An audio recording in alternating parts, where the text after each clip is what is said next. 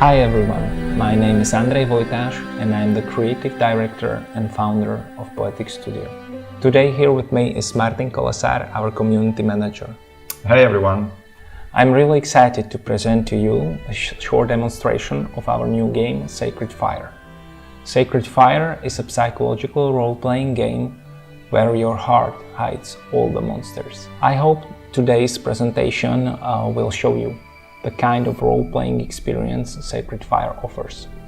But let's start from the beginning. So this is our first scene. It's a scene from the Sacred Fire's prologue. You just discovered that the missing girl you've been tracking was kidnapped by a group of Roman soldiers.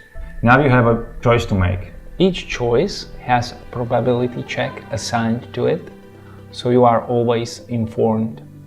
You can mouse over the risk chain and it will show a preview of probability checks of events that will follow.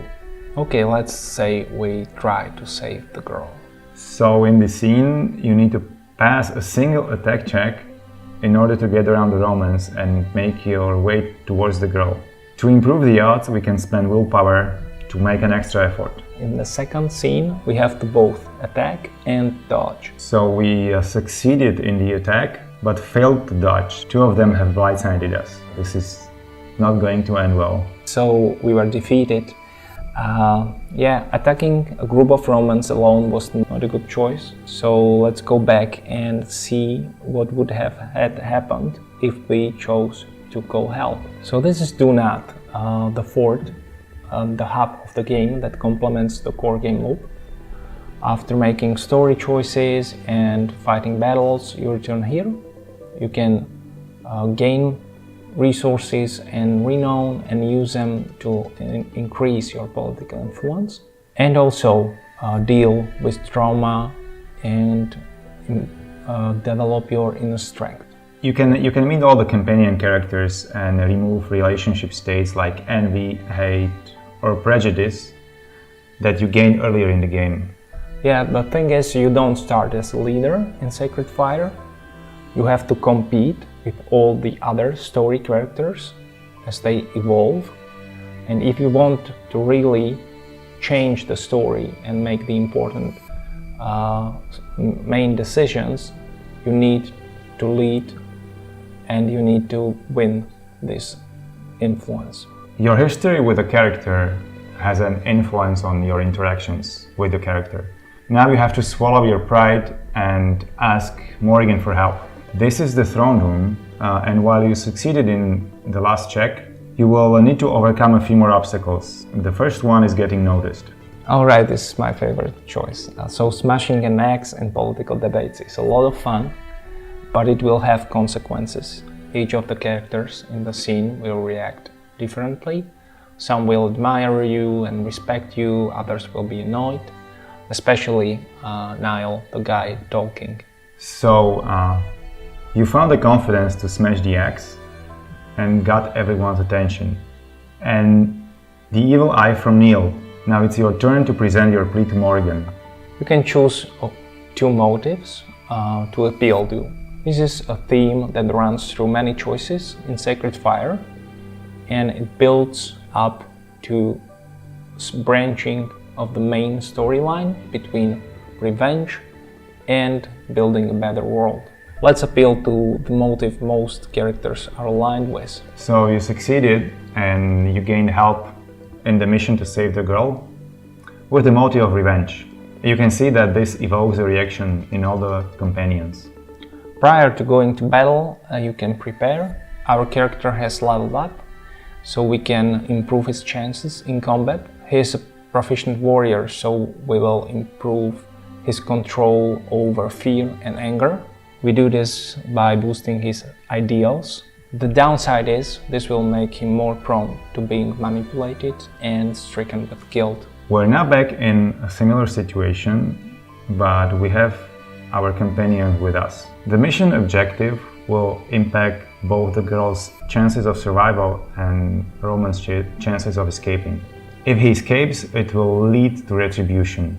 As the risk chain preview suggests, each companion will run a loyalty check, and based on that he will either follow through and follow your lead or abandon you. You can again choose a motive of revenge or loyalty. So now Morrigan passed the loyalty check.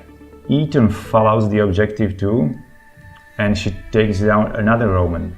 In this screen, we fail to dodge and get hit, and Neil ignores our mission objective, and he doesn't show up. Luckily for us, Ethan jumps in, and she manages to draw the attention of the Roman. Yeah, smashing that axe while Niall was speaking wasn't such a great idea. Neil is clearly pissed off, but the relationships in Sacred Fire are complex. There will be plenty of opportunities to fix and mend the relationship or escalate the conflict. For now, this scene completes the risk chain successfully. Now the game shows what's going on with the prisoners.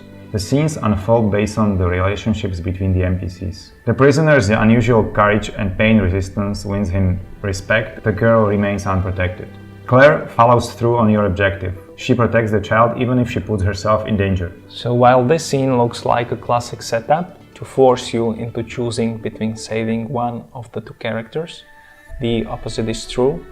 We never mislead the player into wrong choice. And if such an outcome would be coming, we would have let you know and give you a choice to prevent it at a cost. So now we use this to introduce a new character that is key to the story. And as he saves Claire's life, she is now grateful and impressed by his skill, and it complicates relationships with feelings of rivalry and romance between the three of you. The situation now presents a different choice though. If the messenger goes away, Rome will know you attacked and will send reinforcements. But this will make the following battles tougher. If you do not stop the Centurion, the injured prisoner will probably die. You succeeded in stopping the Centurion. Now that you have the Centurion's attention, you enter regular turn-based combat mode. The default and basic mode is the most efficient way, but you can choose to make a risky move to gain extra renown, or you can choose to intimidate or provoke the opponent. So we were successful and provoked him. His anger rose, and so his guard dropped a bit, and our attack chances improved. As you can see, opportunity meter is charging up. It will allow you to do special moves and trigger narrative events inside the combat. Now we hit the Centurion in a sensitive spot, and he got angry even more. So now he attacks. Because he is angry, he does a bit more strength but less precision. You dodge again, but the Centurion's special opportunity is filled, and he uses it to refocus and calm down. But still, you gain renown for getting under his skin. Now it's your turn again, but you choose to skip an attack and wait for his move. This allows your own opportunity to charge past the 100% mark. The one thing you can do with the charge opportunity is to save it up. It will allow you, in case you are defeated, one last chance to stand up and fight. And this is exactly what we are going to do, as we are low on health. So you dodge and counter attack, and you miss. The Centurion gets lucky and lands a critical hit.